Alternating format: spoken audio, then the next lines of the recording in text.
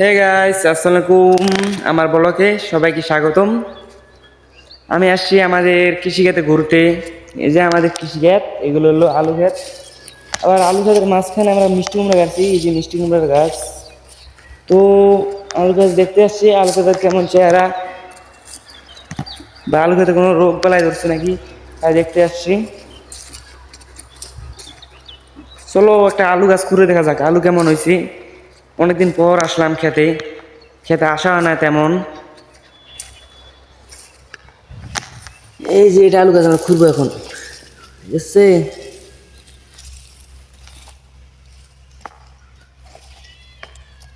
মার্শাল্লাহ, আলু খারাপ হয়নি, আলু অনেক ভালো হয়েছে। দেখুন আলুগুলো কত বড় বড়, ওয়াও!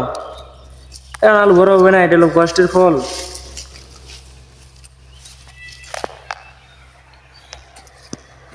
আমাদের ক্ষেত্রে আলুগুলো কেমন হয়েছে, কেমন দেখলেন একটু কমেন্ট করে বলবেন। আমিও দেখতে চাই আমাদের আলু কেমন হয়েছে তোমাদের কাছে, ভালো না খারাপ। ওই যে আমার পিছনে দেখতে পাচ্ছ, ওটা হলো সরিষা বাড়ি। সরিষা তুলে ফেলছে, সরিষা নাই ওখানে এখন।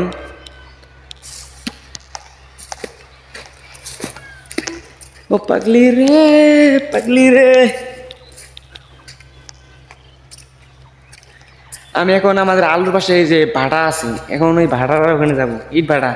সো গাইস, আমরা ইট ভাটার কাছে চলে আসছি, এখন আমরা ইট ভাটার ওখানে যাবো। এই যে আমি ইট ভাটার এখানে আলে উঠতেছি। মানুষের মাথায় কত রকম ব্রেন দেখতে পারতেছেন, কিভাবে ইটগুলো বানাইছে। ইটগুলো বানাইছে বানাইছে আবার শুকাইতে দিছে, কারণ না শুকাইলে এটা ভেঙে যাবে ইটগুলো। আরে না, আমাকে ইট ভাটাতে আসে অনেক ভালো লাগতেছে। আমার ইট করে সুন্দর বানাইছি। ও, আবার নামও লেগে দিছে, দেখা যায়। কার নাম লিখছে? এটা আমার নাম নাকি? না, এটা আমার নাম লেখা নেই, সরি, রং নাম্বার। কারণ আমার নাম তো বটলা, আমি জানুন না, এখানে তো লেখা নাই, কারণ আমাকে চিনি না আমি কি।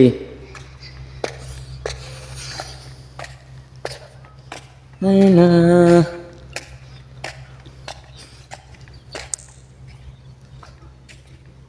তো আমরা এই যে আমার ক্ষেতের পিছনে যে সরিষা বাড়িটা দেখলাম, কাটে ফেলছে। ওই যে ওগুলো সরিষা এখানে আনা থুছি। আর সরিষাগুলো দেখি কেমন হয়েছে। সরিষাগুলো হয়তো অনেক ভালো হয়েছে।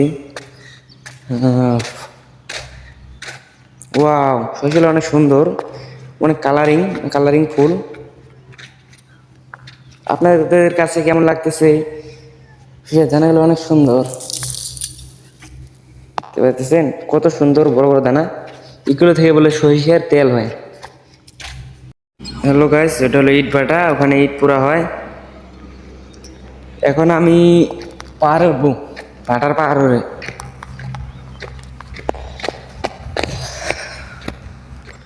এই যে এগুলো মাটি অনেক উঁচা করে থইছে।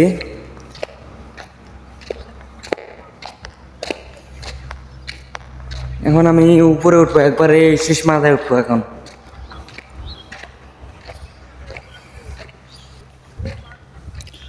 অবশেষে ভাটার উপরে চলে আসলাম।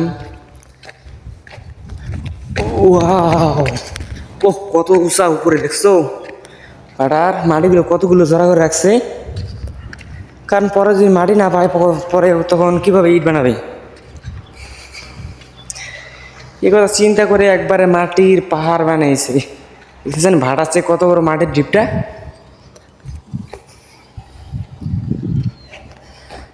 এখন কত উচ্চা, এখান থেকে পড়ে গেলে একজন বাঁচবে না, সবাই মরে যাবে। আমিও পড়ে গেলে আমিও বাঁচবো না।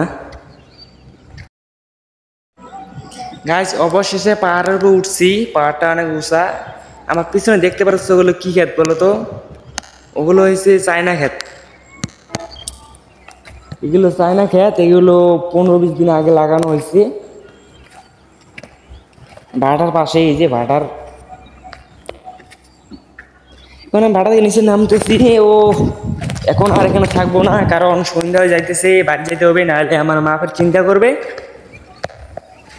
বলবে যে আমার ছেলে কোথায় চলে গেছে। কারণ আমি অনেক দুষ্টু, তো অনেক শয়তানি বান্দানি করি, তাই আমার মা একটু মানে খোঁজ নেয় বেশি, কারণ কখন কোথায় যাই টেনশন করে। কারণ মার মন তো, সেইভাবে অন্য পাশে নামবো।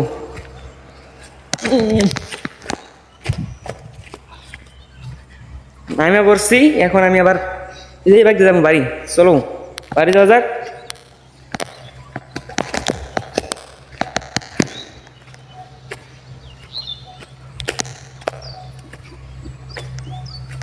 অবশ্যই নামে বললাম, এখন এই যে আবার ভাড়ার কাজ দিয়ে চলে যাবো বাড়ি।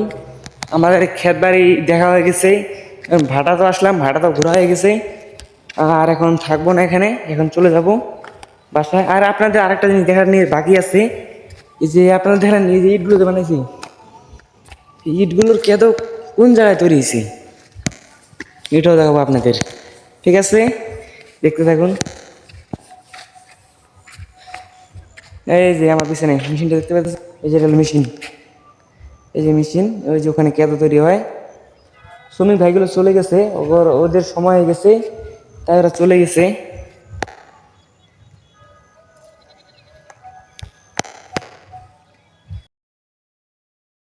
চলো গাইজ বাড়িতে চলে যাই এখন। এই যে এগুলো হলো কেদ বহনকারী গাড়ি, সাজা থয়ে দিয়েছে, কারণ এখন এগুলোর দরকার নেই, এগুলো এখন পরে আছে। আবার সকালে আসবে এগুলো নিয়ে, আবার কেদাও পাবে।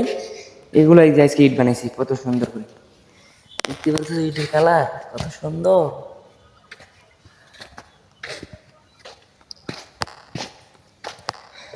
সো গাইস, তোমরা ভালো থাকবে, আমিও আশা করি ভালো থাকবো। আর এখন কিছু বলবো না, আর কিছু দেখাবো না।